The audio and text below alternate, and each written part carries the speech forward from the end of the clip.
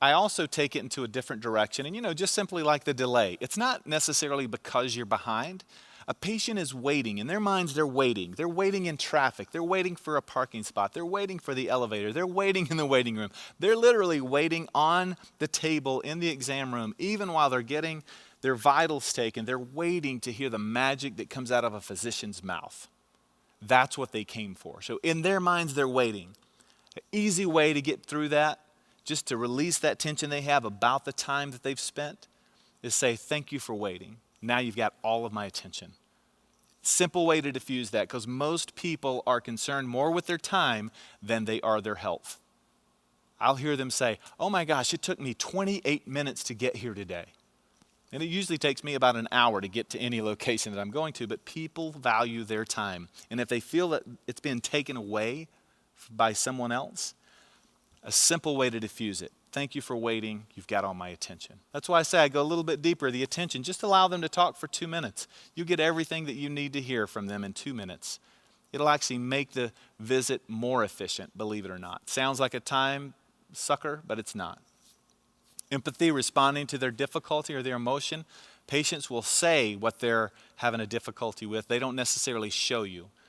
They'll say, I was up all last night because my back was killing me. That's a great opportunity to say, oh my gosh, you must be exhausted. I can't even imagine how bad that pain must have been. This is what we're going to do about it. That's your empathetic statement.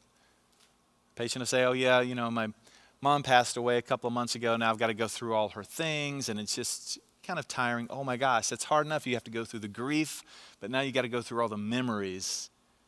It's really difficult. I can't imagine what you're going through right now. Here's what we're going to do to help you with that. Teach back, literally having them say back to you what the plan is, not just so that they remember it. It connects that loop of communication. They're more likely to commit to that plan. You're holding them accountable. They know that you care about them when you hold them accountable. And they're more likely to comply. When they say it, it's connected to who they are. It comes out of their body. It comes off their vocal cords. They're committing to it. They're more likely to comply. And they will answer that question on the survey that says, were the instructions clear? They will say yes, definitely, because you gave them a reason to say yes, definitely. Thank you. Thanking a patient for coming in. It gives them value, shows humility on our part. I've had physicians say to me, why would I thank them? I'm doing all the work.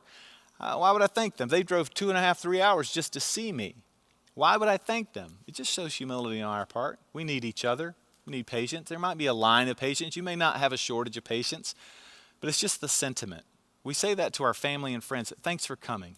You have people over for dinner. You make all the food. When they leave, you say, thanks for coming. You did all the work, but you thank them for coming. It's the sentiment behind it.